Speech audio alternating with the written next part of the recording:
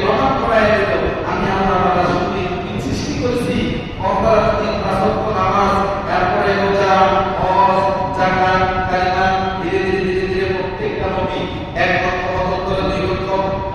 3,36,000 পয়গম্বর জমিনে আসবে, তারা কল্যাণ করবে এবং কল্যাণ কামনা করে তারা দুনিয়ার জমিনে বিদায় হয়েছে। এমন অবস্থা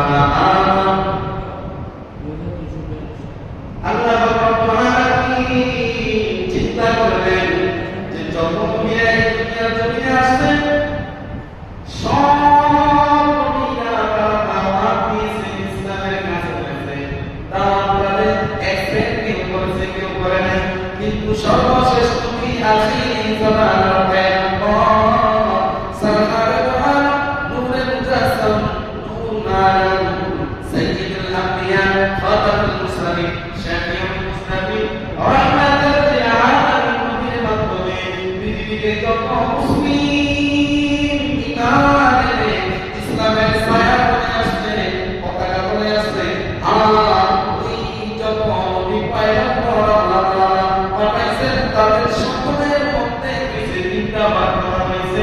তার মধ্যে 3 ভাগের 2 ভাগ হচ্ছে আমার প্যারা নবী সাল্লাল্লাহু আলাইহি ওয়াসাল্লামের উম্মত, আর 1 ভাগ হচ্ছে মতান্তরে 1,02,35,999 পয়গম্বরদের মাধ্যমে। সুবহানাল্লাহ। একটু গভীরভাবে যদি খেয়াল করে কথাগুলা, যত নবী আল্লাহ তাআলা আদম আলাইহিস সালাতু ওয়াস সালামের পরে পাঠাইছেন সব নবীরা দাওয়াত দিয়া যত অনুসারী তাদের রাইখা গেছে তার মধ্যে 3 ভাগে 2 ভাগই হচ্ছে কি আমার নবীজি উম্মত, আর বাকি 1 ভাগ হয়েছে ওই অন্য যত নবীরা আল্লাহ তাআলা আদম আলাইহিস সালাতু ওয়াস সালাম থেকে শুরু করে ঈসা পয়গম্বর পর্যন্ত পাঠাইছিলেন, তাদের সংখ্যা হয়েছে 3-এর 1, আর আমার নবীর সংখ্যা হয়েছে 3-এর 2। আওয়াজটা বলেন আল্লাহু আকবার। এতে আমার নবীজির শান, আমার নবীজির মান, আমার নবীজির ইজ্জত, আমার নবীজির সম্মান আল্লাহ তাআলা বাড়াইলেন না কমাইলেন? আমাদের সম্মান। অন্য নবীরা নবুয়তি আল্লাহ তাদেরকে নবুয়তি দান করেছেন, তারা বলছে আল্লাহ তুমি যদি আমাদেরকে নবুয়তি না বানাইয়া, নবী না বানাইয়া যদি শেষ জামানার পয়গম্বর মুহাম্মদুর রাসূলুল্লাহ সাল্লাল্লাহু আলাইহি ওয়াসাল্লামের উম্মত বানাইতা আমি ধন্য হয়ে যাইতাম। সুবহানাল্লাহ। আরে নবীরা নবীরা আর কপাল পোড়া নসিব আমাদের মুসলমান নবীর উম্মত হইয়া নবীকে আমরা চিনতে পারলাম না। সম্মানিত আল্লাহ রাব্বুল আলামিন বলেন ইয়া আইয়ুহাল্লাযীনা আমানু, হে ঈমানদারগণ, খবরদার তোমরা কেউ লা তাকরাবুস সালাত, মাতাল অবস্থায়, কত বলছে খবরদার তোমরা কি করো না, নামাজের ধারে কাছে আইসো না। এখন যারা মদ খায়, যারা ইয়াবা খায়, যারা হেরোইন খায়, যারা গাঁজা খায়, যারা হারাম জাতীয় দ্রব্য পান করে খায়, বলেন ইয়া আইয়ুহাল্লাযীনা আমানু লা তাকরাবুস সালাত, আল্লাহ তাআলা বলছে খবরদার তোমরা নামাজের ধারে কাছে আইসো না। এই আয়াত এগুলো পর্যন্ত যদি ব্যাখ্যা বিশ্লেষণ করা হয়, বলেন তো তারা কি খুশি না বেজার? যারা মাতাল, যারা মদ খায়, যারা জুয়া, আপনার ইয়াবা, হিরোইন, মদ, গাঁজা নিয়ে আসক্ত থাকে 24 ঘন্টা, তারা এই আয়াতের এই অংশ পর্যন্ত বলছে যে তোমরা কি আইসো না, তোমরা নামাজে আইসো না। তো আল্লাহ তো নিষেধ করছে নামাজ পড়তাম না, তাহলে আমরা গাঁজা যা কিছু আছে খাইয়া যার বাড়ি এমন করছি দুনিয়াটা নষ্ট খাওয়া দাও মুক্তি করো, আল্লাহ তো আইসি আল্লাহ সৃষ্টি করছে, নামাজ যাইতে নিষেধ করছে। আচ্ছা বলেন নামাজে কি তাদেরকে যাইতে নিষেধ করছে নাকি মাতাল অবস্থায় যাইতে নিষেধ করছে?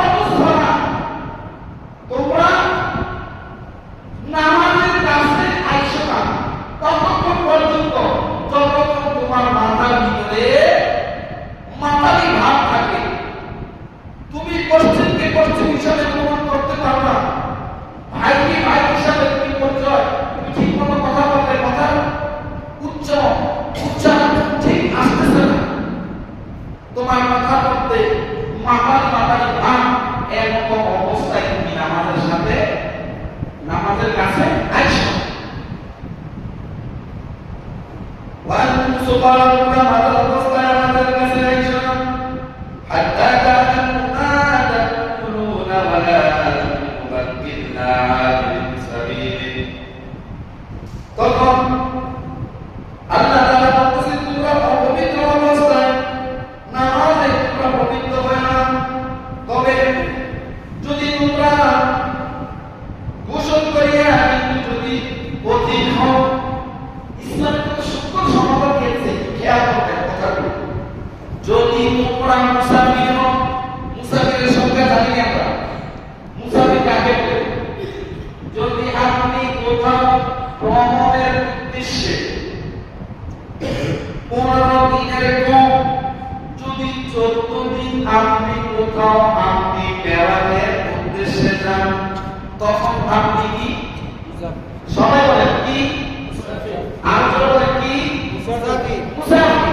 মুসাফির হচ্ছে আপনি 15 দিনের কম, যদি 14 দিনও আপনি কোথাও বেড়াইতে যান, শ্বশুরবাড়িতে গেছেন সিলেট অথবা চট্টগ্রাম অথবা ঢাকা অথবা নোয়াখালী গেলেন, এখন নানার বাড়িতে গেলেন, মামার বাড়িতে গেলেন, আমাদের এখানে যে আসছে পাকিস্তান থেকে আপনাদের এলাকার সন্তান, উনি কি এখন মুকিম না মুসাফির? উনি এখন মুকিম। কেন? উনি 14 দিনের সময় কি হয়ে গেছে, পার হয়ে গেছে, উনি এখন মুকিম। মুকিম যে ব্যক্তি 5 ওয়াক্ত নামাজ রাত বেলা কাতে থেকে পড়ে তাকে বলা হয় কি? মুকিম। আর যে ব্যক্তি মুসাফির, ওই ব্যক্তি হচ্ছে 14 দিন, মানে কোথাও বেড়াইতে গেছে, 14 দিন অবস্থান করছে, 15 দিনের সময় নেন নাই, সে মুসাফির। ওই অবস্থা সে ফজর নামাজ পড়তে কয় রাকাত? তাহলে ফজর নামাজ পড়তে কয় রাকাত? যোহর নামাজ পড়তে কয় রাকাত? আমার আপনাদের দিকে দেখে কথা বললেন। আসর নামাজ পড়তে কয় রাকাত?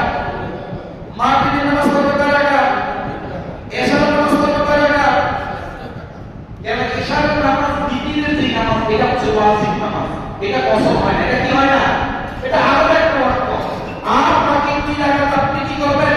মুসাফির হিসাবে কসর করবেন। 4 রাকাত বিশিষ্ট ফরজ নামাজটাকে 2 রাকাত আপনি করবেন কি? কসর।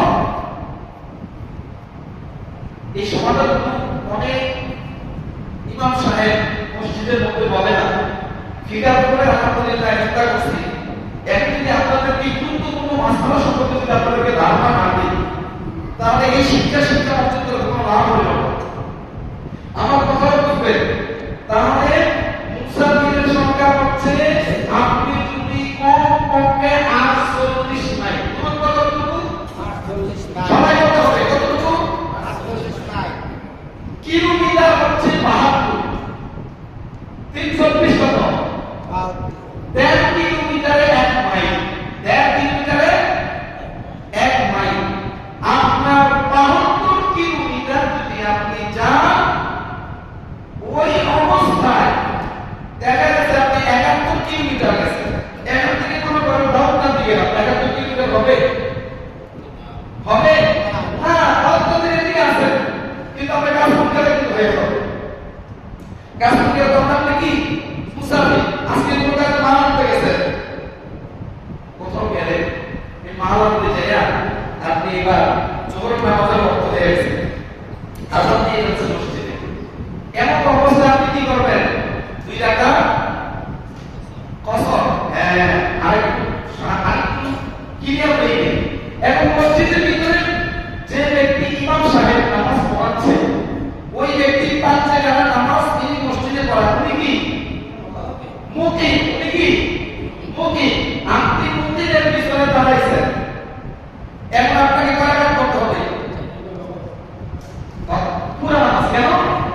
আপনি মুকিমের পিছনে নামাজ আদায় করতেছেন, আপনাকে 4 রাকাতে কি করতে হবে? পড়তে হবে। এটা হলো একটা। আরেকটা সংখ্যা হচ্ছে আপনি চট্টগ্রাম থেকে আসলেন, এখন আপনি মুসাফির, এখন আপনাকে ইমামতির দায়িত্ব দিছে, এখন আপনি কয় রাকাত করবেন? এই মাসআলা জানেন না অনেকে। আপনি বইটা দিতে হবে যে আপনারা এখানে মসজিদে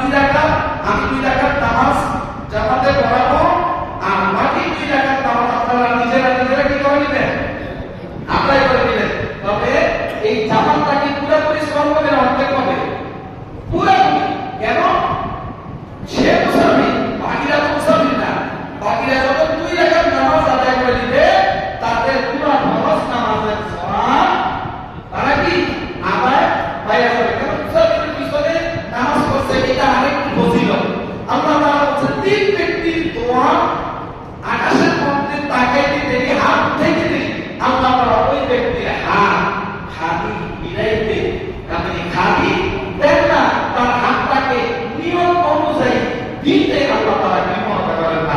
আওয়াজ দিয়ে বলেন সুবহানাল্লাহ। এই ব্যক্তিগুলো আল্লাহ তাআলা কবুল করেন। এক নাম্বার মুসাফির, দুই ব্যক্তি, দুই নাম্বার ব্যক্তি হচ্ছেন মাতা বিরুল ওয়ালিদাইন।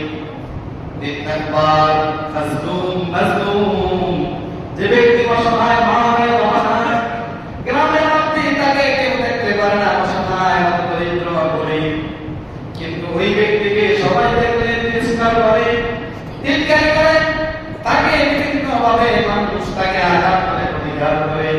আল্লাহ তাআলা বলে, তুমি জানো ওই বান্দার দাম আমার কাছে কত বেশি, যেই মা তোমাকে 10 দিন গর্ভধারণ করিয়া, যেই বাবা তোমাকে বাবার কোষ থেকে, যখন তোমার মা তোমার বাবা আলিকুল করে মেলামেশা ভাগ করে তোমার বাবার কোষ থেকে 20 কোটি শুক্রাণু তোমার মায়ের জরায়ুর ভিতরে আল্লাহ তাআলা প্রবেশ করালেন। ওই মায়ের জরায়ুর ভিতরে 20 কোটি শুক্রাণু থেকে 19 কোটি 99,999,999টা শুক্রাণুকে আল্লাহ তাআলা মেরে একটা শুক্রাণু যখন মায়ের জরায়ুর ভিতরে, মায়ের গর্ভের ভিতরে আল্লাহ তাআলা প্রবেশ করালেন। তুমি আব্দুর রহমান, তুমি ইঞ্জিনিয়ার, তুমি মাস্টার, তুমি মাওলানা, তুমি হাফেজ সাহেব, তুমি হুজুর, তুমি নেতা, তুমি একজন গ্রামের ভদ্র, তুমি একজন ভদ্র, তুমি একজন আল্লাহর বান্দা হিসাবে দুনিয়ার জমিনে মায়ের গর্ভ থেকে 10 দিন থাকার পরে দুনিয়ার জমিনে হয়তো ছেলে, হয়তো মেয়ে গিয়া জমিনের মধ্যে আসে, ঠিক কিনা? কথা বুঝেন না? যে মা বাবা বাবার কোষ থেকে যখন মেলামেশার মাধ্যমে 20 কোটি শুক্রাণু আসে, সুবহানাল্লাহ বলেন।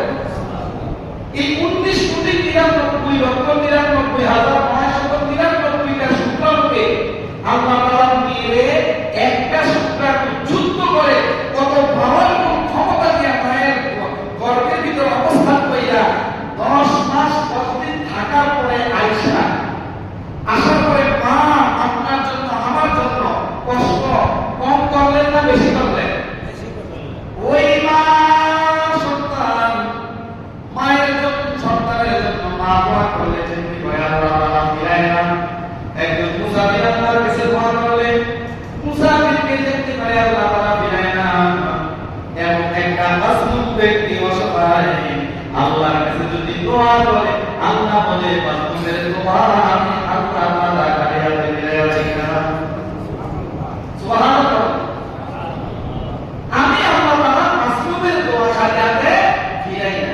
এখন আপনার মাজলুমের উপরে অন্যায়ভাবে তার উপরে অত্যাচার, জুলুম, ব্যভিচার করে কি করি না? মা নাই, বাবা নাই, কিন্তু বাকিটা আছে, বাকিটা বিয়ে-শাদী করাইছি, করার পরে ভাইয়ের সম্পদ, 2 ভাই সম্পদ ভাইয়ের বাবা রেখে গেছে। এখন ভাইয়ের বাকিটা সে একটু নরমাল টাইপের, কত বেশি কথাবার্তা বা চালচলন মোটামুটি ভাবে অবস্থা ভালো, কিন্তু এই সম্পদের 2 কানের ভিতরে আপনি 1.5 কানি পাইবেন আর আপনার ভাইয়ের ছেলে 1/2 কানি পাইবেন। এরকম নাকি? কথা বুঝেন নাই? আপনার ভাইয়ের ছেলে সমপরিমাণ সম্পদ পাবে কি পাবে না? কেন? আমরা বাবাই তো সৃষ্টি করে দিয়েছি, আমার ঘরে যদি 2টা ছেলে হয়, একটা মেয়ে হয়, অথবা 2টা মেয়ে হয়, একটা ছেলে হয়। 4 ঘন্টা জমি যদি থাকে, এই 4 ঘন্টা জমির ভিতরে 4 শতক জমি, এই 4 শতক জমির ভিতরে বোন পাবে 2 বোনের 2 শতক, আর ভাই পাবে 1 শতক। আর যদি 2 ভাই হয়, 2 ভাই পাবে 3 শতক, বোন পাবে 1 শতক। ইসলাম আপনাকে কোনো কিছুতে ঠকায় না। ইনসাফ, ন্যায় বিচার ইসলাম করে স্থাপন করে। যে কথা বলতেছিলাম, মুসাফির আপনি পাইলেন 72 কিলোমিটার 14 দিন কোন জায়গার ভিতরে যদি আপনি অবস্থান করেন, এই ফাঁকে নিয়ে আপনার মরুভূমি কোথায়?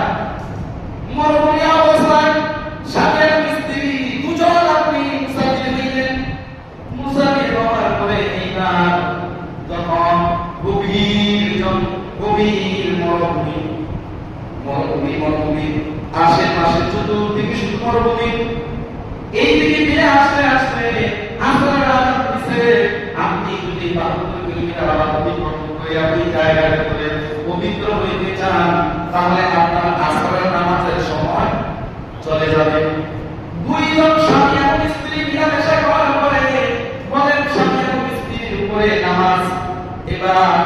গোসল ফরজ না সুন্নাত? সবাই বলেন গোসল কি অবস্থা? ফরজ। আর নামাজ পড়াও কি ফরজ? আসল নামাজটা পড়া কি? এখন আসল নামাজ আমরা জামাত করতেছি কয়টা? জামাত করি কয়টা? 45 না? এই 4-4টা। তো 4-4টা জামাত করতেছি। 4-4টা আমার মাগরিবের আযান দিয়ে করতেছে 4টা 38 37 5টা 37। তো এখন যে আযানটা দিয়ে করতেছে আপনি কি খেয়াল করছেন এদিকে 30 আর ওদের সাথে 1 ঘন্টা 7 মিনিট। আমার জামাত করতে করতে আমাদের সময় চলে যাচ্ছে 15 মিনিট মসজিদ থেকে বাইরে হওয়া পর্যন্ত। মাঝখানে 1 ঘন্টা কি থাকে না? সময় থাকে না। কারণ এই 72 কিলোমিটার জায়গা অতিক্রম করা কি সম্ভব না অসম্ভব? অসম্ভব। এবার নামাজ পড়তে করে ফরজ। আমার গোসল কি ফরজ? আল্লাহ তাআলা রাসূল সাল্লাল্লাহু আলাইহি ওয়াসাল্লাম আপনাদের সুন্দর সৃষ্টি দেখাইছে। ওযু ফরজ কয়টা? সবাই কথা বলেন, ওযু ফরজ কয়টা? 4টা। সমস্ত লোকজন তোমাদের কোন সহ ক্ষমা সমস্ত মাথা 4 ভাগের 1 ভাগ মাসে করা এবং দুটো পায়ের টাকনু সহ 3 বার করে ভালোভাবে মুক্ত করা। যদি আপনি এই ওযুর 4টা অঙ্গ আপনি করুন আপনার ওযুর 4টা ফরজ আদায় হয়ে যাবে। গোসলের কয় ফরজ? গোসলের কয় ফরজ? আপনারা জানেন জানেন কথা বলে যাবে। আমি আজকে 1 মাসের উপর হয়ে গেছে, 1.5 মাস আগে আমার এত কাপড় আমার বুঝতে পারেন নাই। আমার আওয়াজ এটা আমার খবর, আপনারা আওয়াজ দাও এটা আমার খবর, এটা আমার শক্তি, আমার স্পিরিট জায়গা। নামাজ ফরজ তারপরে ফরজ, গোসল করা তারপরে ফরজ। তাহলে গোসলের ফরজ কয়টা? কয়টা? উলি করা, নাকে পানি দেওয়া, সমস্ত শরীর ধৌত করা। এবার আসেন তায়াম্মুমের ফরজ। আল্লাহ তাআলা যদি আপনার শুধু ওযু এবং গোসলের মাধ্যমে সীমাবদ্ধ রাখতেন তাহলে ওই মাসালার দিকে এখানে আসতো না। তাহলে তায়াম্মুমের ফরজ কয়টা? নিয়ত করা, তারপরে কি পবিত্রতা কি করা? নিয়ত করা, পবিত্র হওয়া, নিয়ত করা, পাক পানিতে হাত রাখিয়া কি একটু ঝাঁকি দিয়া সমস্ত মুখ ভালোভাবে কি করা? মাসে করা। তারপরে আবার পাক পানিতে হাত রাখিয়া ঝাঁকি দিয়া দোনো হাতের কনি সহ কি করা? ভালোভাবে মাসে করা। বলেন তো এইভাবে যদি তায়াম্মুম আপনারা করেন এবার আপনি অপবিত্র না পবিত্র? গোসল ফরজ, নামাজ ফরজ। আল্লাহ তাআলা হাবিব সাল্লাল্লাহু আলাইহি ওয়াসাল্লামের যুগে যুগে যুগে যুগে যুগে তাবিঈন খোলাফায়ে রাশিদিন এই নে কোরআনে মুতাহিদ সাল্লাল্লাহু মুতাকাদ্দিমিন ইমাম আবু হানিফা রাহমাতুল্লাহি আলাইহি কোরআন এবং হাদিস কিতাবুল্লাহ ওয়া সুন্নাতুর রাসূল ইজমা ওয়াল কিয়াস। আপনি যে নামাজ পড়বেন নামাজ আপনার উপর ফরজ, স্বামী স্ত্রী মিলামেশা করার পরে গোসল আপনার উপর ফরজ। এটার সমাধান কোরআনে নাই, এটার সমাধান হাদিসে নাই, এটার সমাধান ইজমাতে নাই, এটার সমাধান হচ্ছে কিয়াসে। কোথায়? সবাই বলেন এটার সমাধান কোথায়? কিয়াস। এবার আপনারা বিভাগ করতেছে আলে আমি শুনছি গোসল ফরজ 3টি, ওযুর ফরজ 4টি, আবার তায়াম্মুম ফরজ। তায়াম্মুম যদি করে নাপাক অবস্থায় তাহলে পবিত্র হয়ে যাবে। এমন অবস্থা স্বামী এবং স্ত্রী যদি তায়াম্মুম করে আসরের নামাজ আদায় করে বলেন আপনারা আল্লাহ তাআলা ওই বান্দা এবং বান্দির নামাজ আল্লাহ তাআলা কবুল করবে কি করবে না? সত্য সিস্টেম সব একটি পদ্ধতি। ইমাম আবু হানিফা রাহমাতুল্লাহি আলাইহি তাকবীর ওই জামানার সময় তার কাছে তার একজন অনুসারী মহিলা আয়েশা বলতেছে আপনি তো আমাদের জামানার বর্তমান সময়ে আপনি আমাদের ইমাম, আপনি আমাদের নেতা, আমি আপনার কাছে গুরুত্বপূর্ণ একটা মাসআলা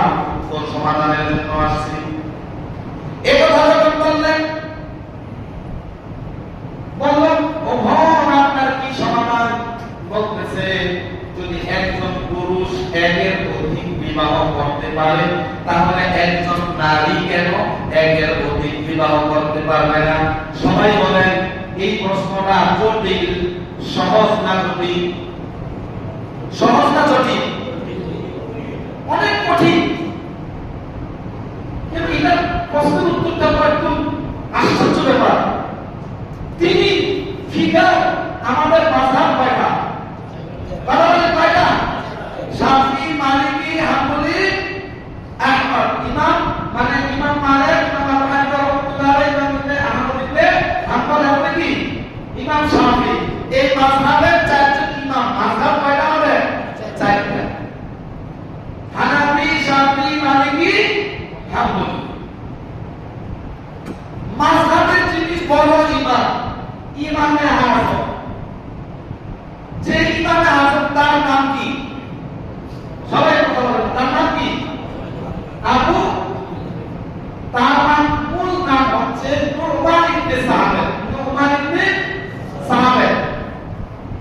যখন তিনি মাসআলা দিতে শুরু করলেন ফিকহ, তখন তিনি হয়ে গেছেন ইমামে আযম, সকল ইমামদের নেতা বড়।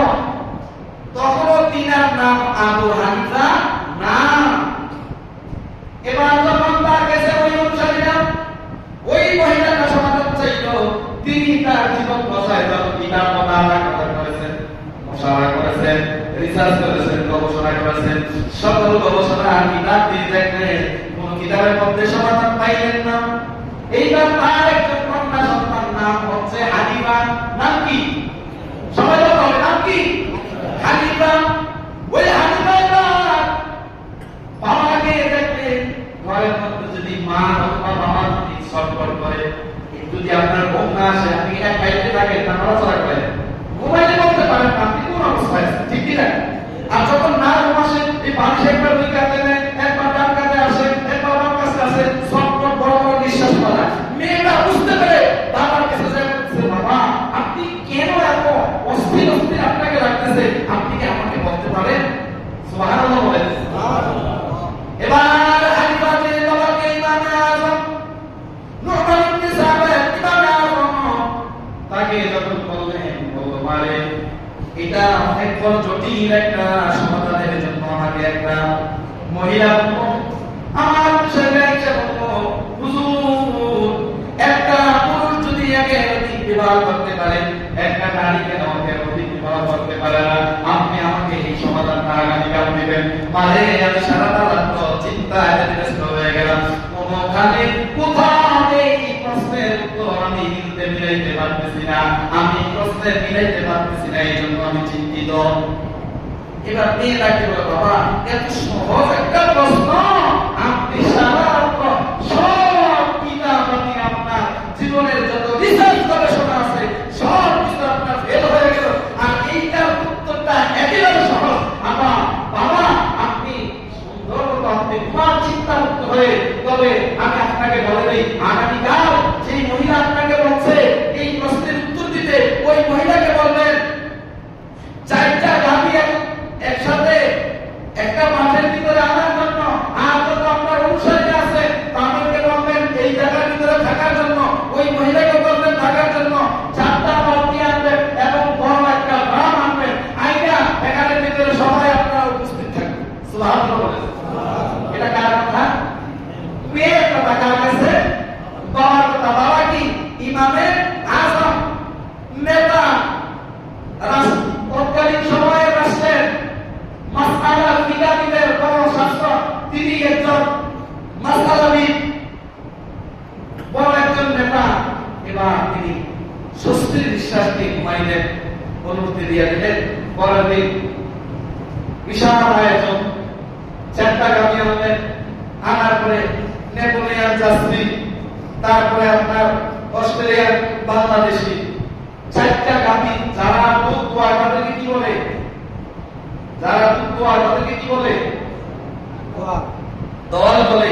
তো এই চারজন দলকে আছে আনাইয়া, এবার চারটা বালতি নিয়ে তাদেরকে দুধগুলা দোয়াইতে দিলেন। এবার যে বড় পাত্রটা একটা জায়গার ভিতরে রাখলেন, ওই চারটা গাভী নেপোলিয়ান যাত্রী, অস্ট্রেলিয়ান বাংলাদেশি, এবার ওই যে চারজন ব্যক্তি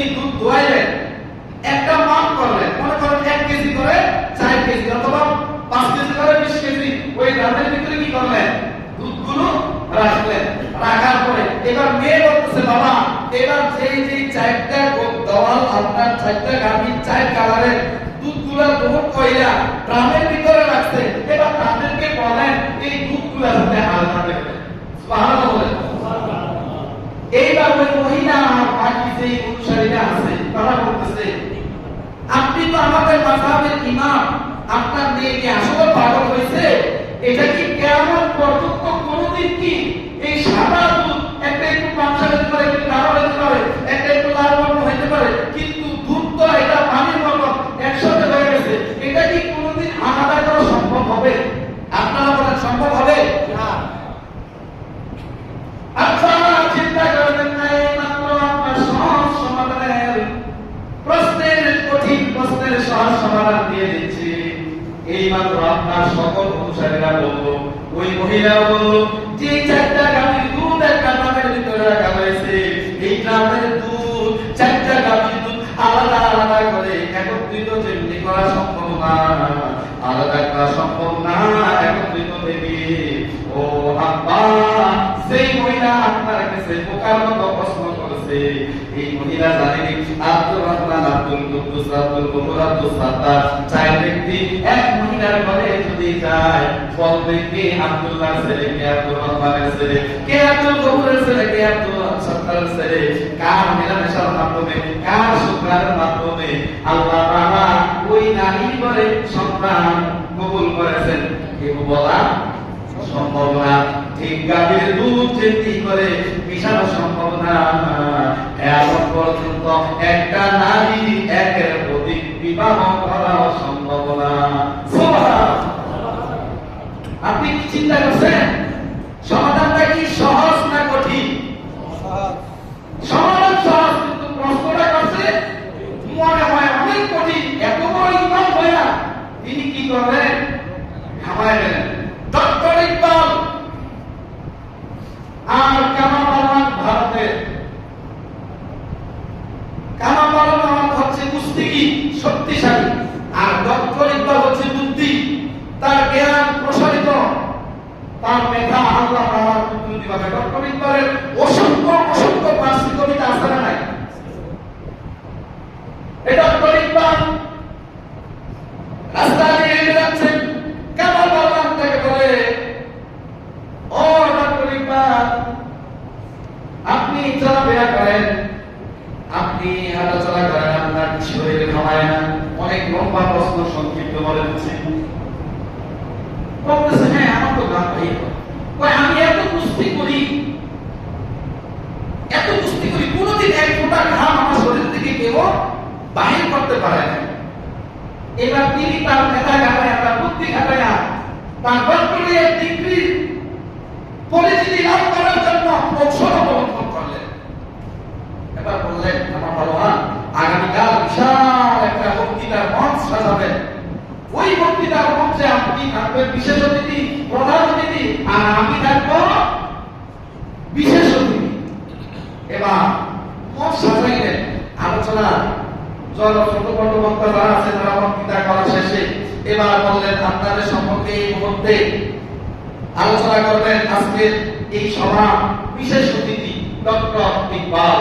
তিনি তার মতো করে মানুষদেরকে মনোরঞ্জন করলেন, মুখরিত করলেন, মুগ্ধ করলেন, স্নিগ্ধ করলেন, করে এবার তিনি তার বক্তব্য রাখলেন।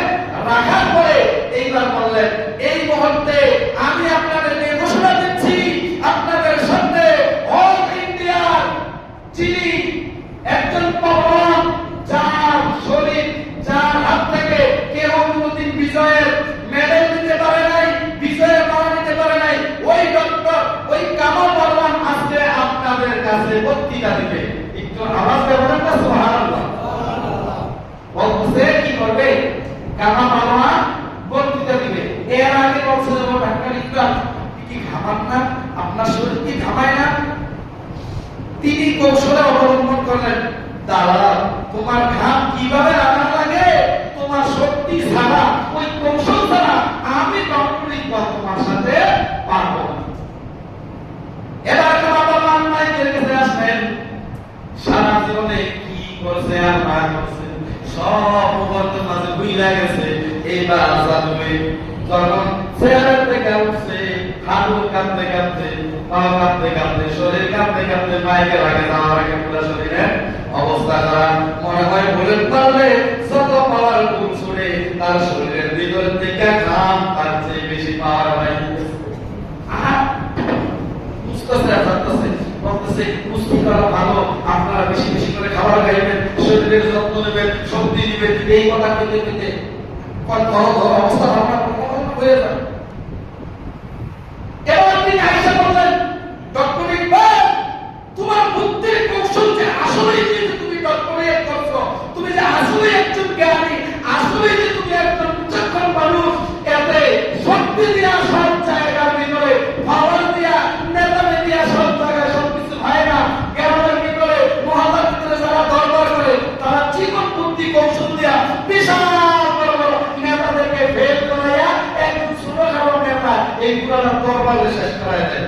এরকম আস্থা নাই, একেবারে পারে না, একবার মনে করে দেখবে, কিন্তু এখন দরবার আমাদেরকে কয়েকটা হায়ার করে জানে যে আইতাছে রে সাইডে মার আইতাছে, এরকম বলে কি বলে না?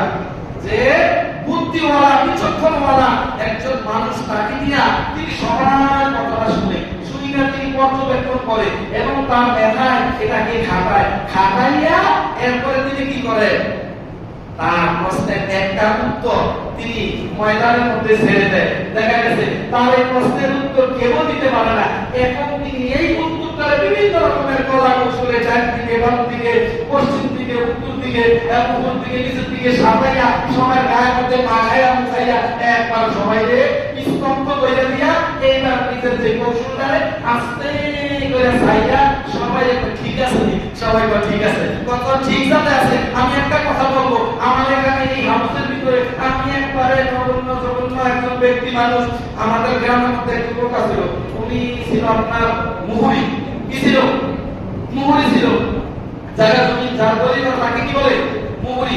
ওনার মাথায় চুল নাই, ওনার মাথা কি নাই, একবার পুরা মাথা, তো সাইডে কিছু চুল আছে। উনি দরবারে গেলে কয় যে আমার কথার মধ্যে ভুল, আমার মাথায় নাই চুল, আমি আপনাদের সাথে কথা বলতেছি, আমার মাথা আমি যা আমার মাথার মধ্যে কোনো নাই চুল, এই জন্য আমি কথা যা বলি আমার কথা সব কিছু ভুল। তবে আমি আপনাদের হাউসের মধ্যে একটা কথা কইতে চাই, যদি আপনারা আমার কথাটা রাখতে চান তখন করে বলেন। দেখা গেছে যে কথা কইছে যে আমার মাথায় নাই চুল, আমার কথা ব্যক্তি ভুল, দেখা গেছে শেষ পর্যন্ত ওই ভুল মাথা চুলওয়ালা ব্যক্তি সমাধানের পুরোটা দরবার কমপ্লিট ক্লিয়ার হয়ে গেছে। এরকম বিচক্ষণ মানুষ সমাজের মধ্যে, গ্রামের ভিতরে, মহল্লার ভিতরে, এলাকার ভিতরে, রাষ্ট্রের ভিতরে আছে না নাই? বুদ্ধির জোর দিয়ে আপনি যখন মানুষকে আপনি কাছে আনতে পারবেন, ভালোবাসা দিয়া, আপনার হিংসতা দিয়া, আপনার ক্রোধ দিয়া, আপনার হিংসা দিয়া তাকে কাছে আনা সম্ভব না। যত সম্ভব আপনি আপনার ভালোবাসা দিয়ে, এই জন্য বলুন আমাদেরকে কখনো আপনারা, যদি আমরা দেখে গেছে যে কোনো সাহাবীদেরকে রাষ্ট্রের আইন এবং কোরআন সুন্নাহর আইন ভিত্তিক আলোচনা করতে যাই না, কোনো না কোনো কথা আমরা বলি, আপনারা কখনো আমাদেরকে নির্বাচনের রাজনীতিতে জড়াইয়েন না। কেন? আমরা কোরআন এবং হাদিসের ভিতরে কথা বলি, আপনাদের কল্যাণে, আমাদের কল্যাণে, আমাদের পুরোদর বিএনপি, জামাত, বর্তমানে আরো যে দলগুলো আছে রাষ্ট্রের মধ্যে, তারা সামনে আমাদের এরকম কথা প্রচেষ্টা ঘোষণা করছে যে নির্বাচন হয়তো ফেব্রুয়ারির ভিতরে হইতে পারে। যদি হয় আমাদের কোনো যে আসে আমাদের কোনো লাভ হবে না, আমাদের লস হবে না। তবে যদি রাষ্ট্রটাকে যদি রাষ্ট্রের মতো একজন মডেল রাষ্ট্র বানায় দিতে পারে, তাকেই আমরা সবসময় চাইব। আল্লাহ তাআলা যাতে আমাদের সকলকে দ্বীন এবং আল্লাহ তাআলার কোরআন এবং হাদিস অনুযায়ী সব সময় 5 ওয়াক্ত নামাজের মাধ্যমে রাসূলের সুন্নাত তরিকা অনুযায়ী জীবনকে পরিচালনা করার মতো তৌফিক দান করে সকলে বলেন আমিন। ওয়া আমিন দাওয়ানা আলহামদুলিল্লাহি রাব্বিল আলামিন।